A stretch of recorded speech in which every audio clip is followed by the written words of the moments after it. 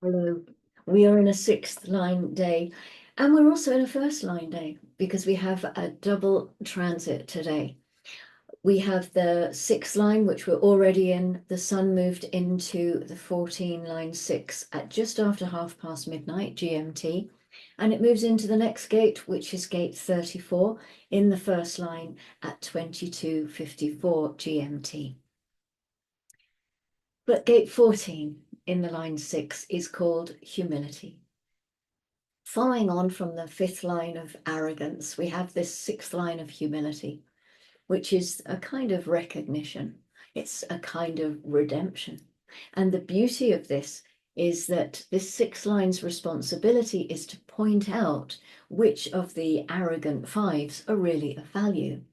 But they are not here to change those fives, just to point them out.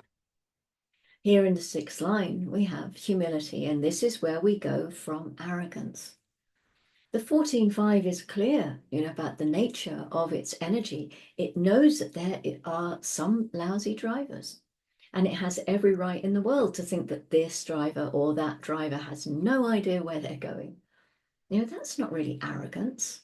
That's the 14.5 refusing to be a victim through genetic continuity from gate 3 in the line 5, which is called victimization. The 14.5 says, I am not going to be your victim. If you're seducing me because you want all my power, well, you better take me to the right place. And then when we get to the sixth line, all that stuff is over. Here we have the humility that recognizes very clearly that it has power. And right after that, it says, so what? The fulfillment of that power can never be that person's own. It doesn't belong to them. The lifetime learning says wealth and power at its most exalted. If you're not operating as yourself, you're never going to get the reward. You can't really. And in order to get to that place of wealth and power, first you have to dedicate your life in service. That's the third line theme. All six lines, they experiment. They live out the essence of the hexagram, particularly the third line phase, their harmony. And they fill that out in the early part of their life. This is their learning curve. But the experience, the service that they will enter into, their need to provide power, if they don't know themselves, if they don't go in as themselves, then they won't get the basis of the knowledge in the third line stage of their life that they will then benefit from in the later stage of their life. Every line of the 14th gate has had an introduction line. Possession in great measure, the gate of power skills, this is something in the genetic system that takes time to flower as a process. The exaltation says the enlightened recognition that material success is God's will, spirituality as the key to acceptance and the source of power. If you're a mutative being and you really are in your own nature and you're educated, the first thing that you get to figure out is that the mutation is not something you do. It's something that has happened through you. One of the most profound experiences that we can have is when we recognize that we are nothing more than an instrument of power and an instrument of wealth. We are not the power and the wealth itself. The arrogance of the five, based on the projection field of the other, is to assume that it is its own power and wealth that matters, that it's its power, and that it will use its power when its time is there in order to gain even more power. And the sixth line is looking all that because it's been through all of that, and it recognizes, oh, hold on a minute, thank you, because I didn't actually do this. I got it. I received it. This is the awakening that can come to the sixth line, that recognition that I am wealthy and powerful, not because of who I am and what I am, but because I'm lucky, because I'm in the right direction. This is what it's all about. And it's very different for the whole channel than it is for the 14 sitting there alone. And only in the upper trigram is the 14 going to have the possibility of being able to tune in to what and where the right driver is, based on them being themselves, of course. The way in which the aspects of these lines operate in humanity today, very black and white. Detriments are really detriments. Exalteds are really exalted. If you're living out of the not self, some of these lines can be quite horrifying. Because instead of them being there genetically for a purpose for you specifically, for only certain situations and people, they become the spectrum of your painful experience in life. Endlessly going through all of those things without being yourself and being deeply conditioned in the not self. And this is truly not the gift that they are here to offer us. In the detriment, all manifestations in this position are essentially positive. The earth represents the existentialist recognition that material success was unavoidable, and the humility engendered by such serendipity. Existentialism as the key to acceptance and the source of power. Just because the sixth line recognizes that they have been given all that power, there is nothing that says that they are going to do anything with it. It doesn't mean that they are going to find a driver. Think about the 59-6, the one night stand, and the continuity, genetic continuity that will come through from that. Because here we've got the 14 line 6 saying, yes, I will accept a driver, but it had better be a good one. And it better be a special one, because I'm just not going round the block here. I want to see the whole thing. I will accept you as a driver in the end, if I can be clear about what it is that I know through my connection to you. After all, this is all about knowing. This is the knowing circuit. And be clear about six lines.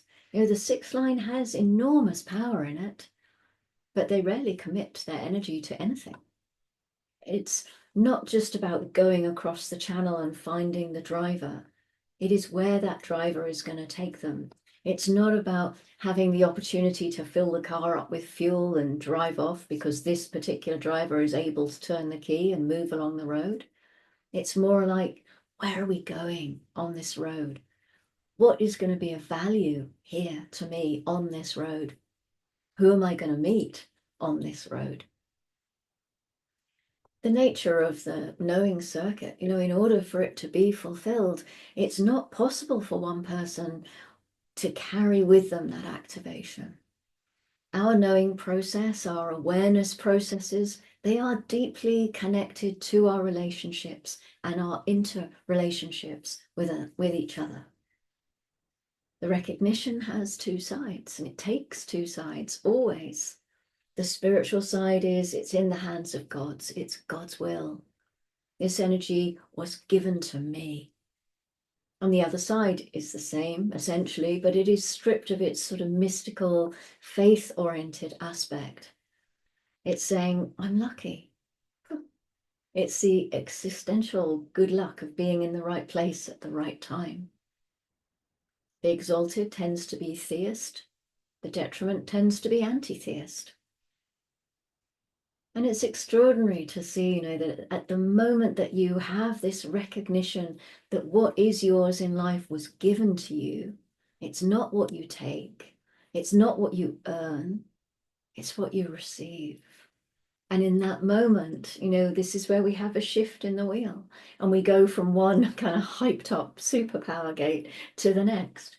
We're moving into gate 34, and we go to the first line, which is called the bully. We get to the sixth line and we're getting to the end of a process. So we go beyond the nature of the hexagram itself. And we saw that whichever we're looking at, which end of sixth line we're looking at, it's always pointed to the first line of the next gate, which is the 34 one in this case. And there's a deep relationship there from that sixth line to the first line. And there's such a mystery in following the movement of the wheel to understand what is really going on inside of us. And as we see, the 34, it's about keeping us alive.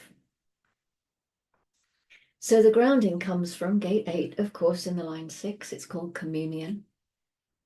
This is the certainty which grows out of harmony. This is what is supporting humility and either spirituality or existentialism as the key to acceptance and the source of power. Gate 8 and Gate 14 move together through this transit so well, bringing wisdom to the process of their respective hexagrams.